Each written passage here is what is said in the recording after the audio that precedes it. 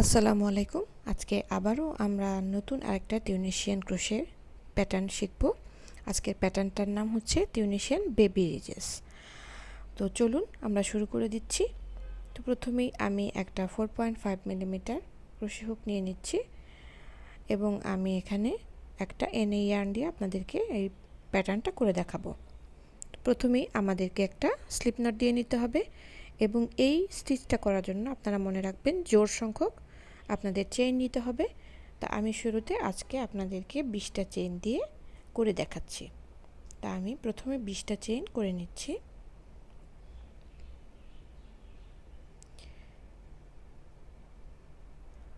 আমার 20টা চেইন করা হয়ে গেছে। এরপরে আমি আমার টিউনিশিয়ান ক্রোশে হুকের উপরে 20টা লুপ তৈরি করব এই চেইন থেকে।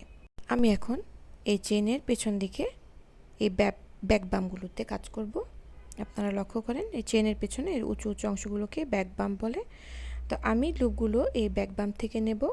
এভাবে করে ইয়ার্ন ওভার করে করে আমি লুপগুলো তৈরি করে নিচ্ছি এবং এই লুপগুলো সবগুলো আমাদের টিউনিশিয়ান ক্রোশে হুকের উপরেই থাকবে। তো এভাবে করে 20টা স্টিচের উপরে আমি 20টা লুপ তৈরি করে নেব। এভাবে লুপগুলো তৈরি করে নিয়ে আমি আমাদের ফাউন্ডেশন রোটা শুরু করতে যাচ্ছি। আপনারা জানেন টিউনিশিয়ান ক্রোশে প্রজেক্ট করার সময় আমাদেরকে অবশ্যই ফাউন্ডেশন রোটা প্রথমে করে নিতে হয়। আচ্ছা, আমার হুকে এখন 20টা লুপ আছে। আপনারা অবশ্যই একবার করে একটু কাউন্ট করে দেখবেন লুপের সংখ্যাটা ঠিক আছে কিনা।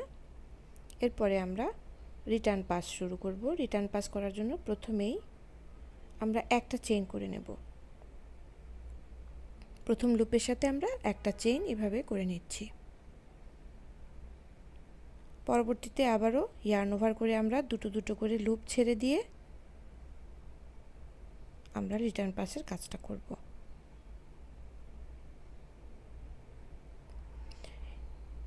ইয়ার্ন ওভার করে দুটো লুপ ছেড়ে দেব, ইয়ার্ন ওভার করে দুটো লুপ ছেড়ে দেব। এভাবে করে একদম ডান প্রান্তে ফিরে আসতে হবে যতক্ষণ না পর্যন্ত আমাদের হুকের উপরে আর মাত্র একটা লুপ বাকি থাকে।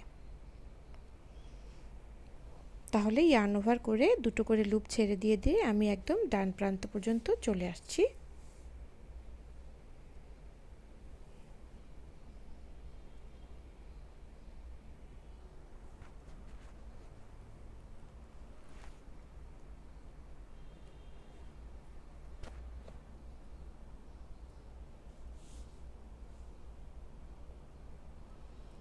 ওকে, আমাদের রিটার্ন পাসটাও শেষ হয়ে গেল।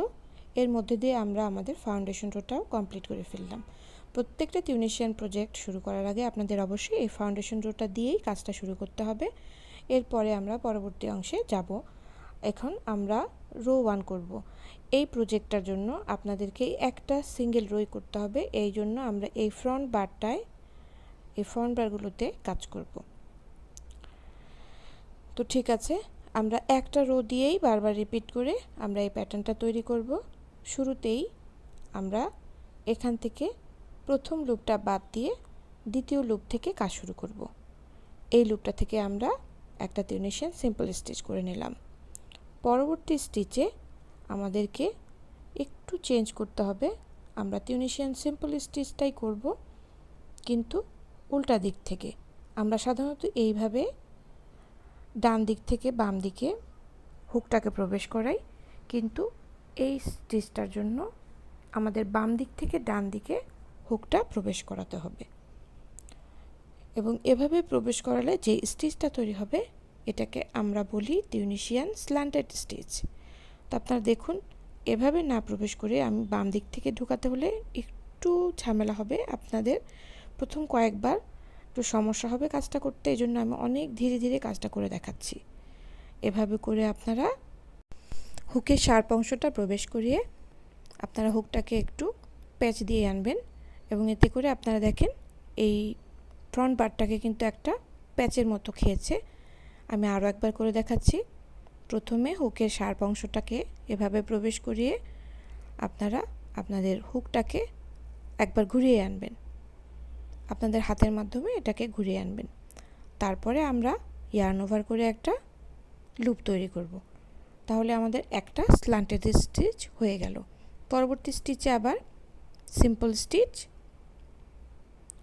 তারপরের স্টিচটা আবার স্ল্যান্টেড স্টিচ। আমি এই রোটা খুব আস্তে আস্তে করছি এবং আমি এটাকে বারবার করে রিপিট করে দেখিয়ে দেব। সিম্পল স্টিচ, তারপরেরটা আবারও স্ল্যান্টেড স্টিচ। এভাবে লুপটা ঢুকিয়ে হুকটাকে একটা প্যাচ দিয়ে আনবেন, তারপরে ইয়ার্ন ওভার করে একটা লুপ তৈরি করে নেবেন। তাহলে স্টিচটা এভাবে হবে, একটা সিম্পল স্টিচ এবং একটা স্ল্যান্টেড স্টিচ, একটা সিম্পল একটা স্ল্যান্টেড স্টিচ। এভাবে পিছন দিক থেকে বা বাম পাশ থেকে হুকটাকে প্রবেশ করিয়ে একটা মোচড় দিলেই, একবার ঘুরিয়ে আনলেই আপনার স্টিচটা তৈরি করতে পারবেন। তো দেখেন অলরেডি কিন্তু আমরা ছোট ছোট রিজ দেখতে পাচ্ছি। আমরা যে রিবিং করি এটা সেই রিবিংয়ের মতন একটা প্যাটার্ন তৈরি করবে। সিম্পল স্টিচ, তারপরে ঘরে একটা স্ল্যান্টেড স্টিচ। যেহেতু আমরা জোড় সংখ্যক চেইন নিয়ে কাজটা শুরু করেছিলাম, সেজন্য এভাবে দুটো দুটো করে স্টিচ দিয়ে দিয়ে আমরা রিব তৈরি করে যাব। এবং আমরা কিন্তু শুরুতে একটা ঘর বাদ দিয়েছিলাম এবং শেষের ঘরেও একটা নর্মাল সিম্পল স্টিচের মাধ্যমে কাজটা শেষ করতে হবে। একটা সিম্পল স্টিচ, একটা স্ল্যান্টেড স্টিচ, এভাবে করে করে আমরা শেষ প্রান্ত পর্যন্ত চলে যাব, যতক্ষণ না পর্যন্ত আমাদের আর একটা স্টিচ বাকি থাকে।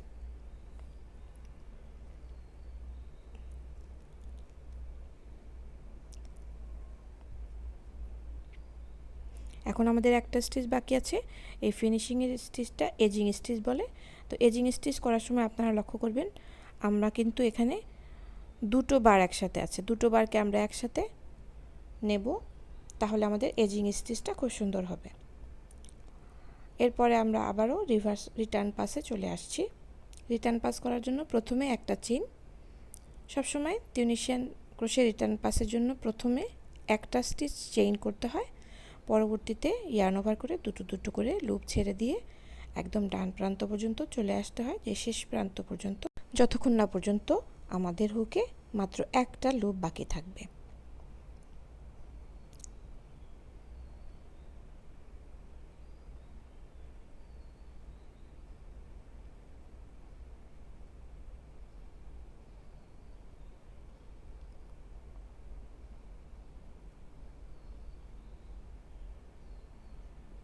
হয়ে গেল আমাদের রিটার্ন পাসটা। আপনারা লক্ষ্য করেন আমাদের কিন্তু ছোট্ট ছোট্ট রিবের মতো তৈরি হচ্ছে এবং এটাই আমাদের টিউনিশিয়ান বেবি রিজেস স্টিচ। আমি আরও একটা রো করে দেখাচ্ছি। প্রথমটা টিউনিশিয়ান সিম্পল স্টিচ, পরেরটা স্ল্যান্টেড স্টিচ।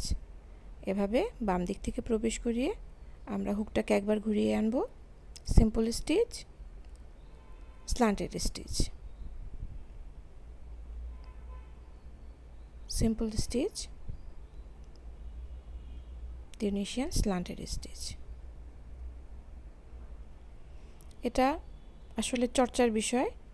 যখন আপনারা বেশ কয়েকবার স্টিচটা করবেন তখনই আপনাদের এটা অভ্যাসে পরিণত হয়ে যাবে এবং কাজটা করার সুবিধার জন্য আপনারা এভাবে আপনার প্রজেক্টটাকে একটু ধরে নেবেন, সুতার প্রান্তটাকে একটু টেনে ধরলে, এভাবে করে একটু টেনে ধরলে আপনাদের হুকের মাথাটা প্রবেশ করাতে সুবিধা হবে।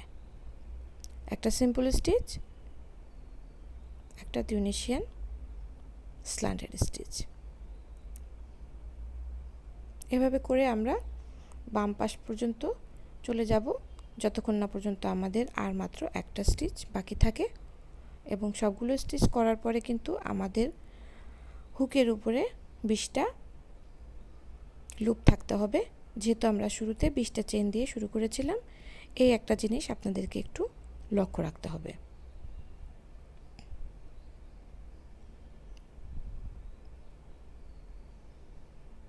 সিম্পল স্টিচ, আমাদের লাস্ট স্ল্যান্টেড স্টিচ।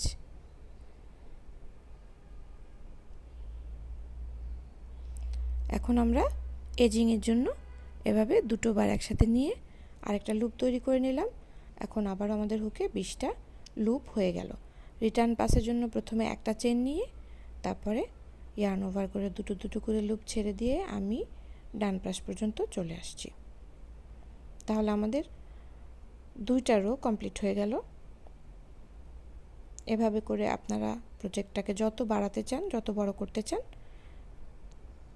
তত পর্যন্ত আপনারা করতে থাকবেন, কারণ মাত্র একটা রোকেই বারবার রিপিট করে আমরা এই টিউনিশিয়ান বেবি রিজেস স্টিচটা করতে পারি। আশা করছি আজকের টিউটোরিয়ালটা আপনারা বুঝতে পেরেছেন এবং আমাদের এই প্রয়াসটা তখনই সার্থক হবে যখন এই টিউটোরিয়ালগুলো দেখে আপনারা নতুন নতুন প্যাটার্ন শিখতে পারবেন। আমি প্রতি সপ্তাহের শুক্রবারে আপনাদের জন্য টিউনিশিয়ান ক্রোশেটের একটা করে নতুন প্যাটার্ন নিয়ে ফিরে আসব। প্যাটার্নটা ভালোভাবে বোঝার জন্য আমি আরেকটা রো করে আপনাদেরকে দেখিয়ে দিচ্ছি, যাতে করে প্যাটার্নটা কেমন দেখায় কাজটা শেষের পরে তার সম্পর্কে আপনারা একটা ভালো আইডিয়া পেতে পারেন। তো দেখুন, আমি আরও 2টো রো করে আপনাদেরকে দেখিয়ে দিলাম যে টিউনিশিয়ান বেবি রিজেস ফিনিশিংয়ের পর দেখতে কেমন হবে। আশা করছি আপনাদের ভালো লেগেছে। সবাইকে অনুরোধ করব, যারা যারা আমাদের চ্যানেলটা সাবস্ক্রাইব করেননি এখনও, তারা অনুগ্রহ করে আমাদের চ্যানেলটা সাবস্ক্রাইব করবেন এবং অবশ্যই কমেন্টের মাধ্যমে জানাবেন আপনাদের আমাদের ভিডিওটা কেমন লেগেছে। সবাইকে অনেক অনেক ধন্যবাদ। সবাই ভালো থাকবেন, সুস্থ থাকবেন। আল্লাহ হাফেজ।